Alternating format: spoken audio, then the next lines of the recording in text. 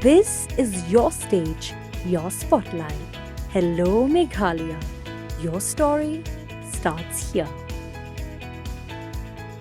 Katba ka Jingdawa ban pentri kam ya ka inner line permit ILP hapo ka jela kalas dang ban pau perthai biang hadin ka jingmi ki jingja ka bagi brio ki bawan na ki jela ki wan ban le ki kambam man ha ka ka jela pat ban yo padri da ka basuk kala pen long yo ba pol Lyngdoh mentri bade khmi ya ka tana tourism ban kran AA halor ka ni Habakran sikilat pathai khubor ha ka no phai sngi jok spotere ujil liu araja arpusan uba pol Lyngdoh ulaong Baka badon kam menta ka long ban Pynkhlaiñ ki lat Jingïada namar ban pentri kam ya ka ILP ka Shillong ha ka Sorkar India bat ka badang simpor.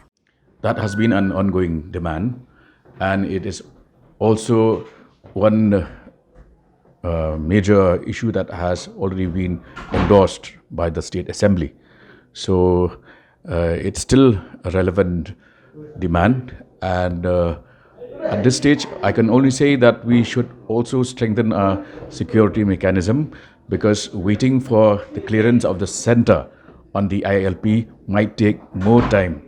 It has already taken a lot of time.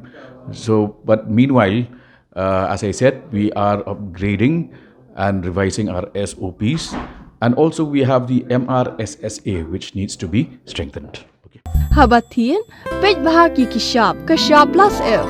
Ka plus F? Hakabam bangibam dunaki eki batay kamet. Namar kata habathiru atau kau kamlu ka umpnyang kadut pej ya ka sharp plus F haka jingsom.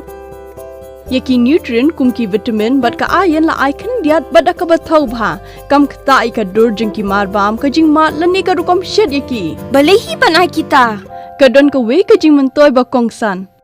Ka kot ka kia. Ka nutrition bakam bha ka jing im bakam bha pendon kam daki mar ba modon ka sharp plus F menta kasni Lawan Ra Shapi the office jong Commissionariat of Food Safety Shillong Meghalaya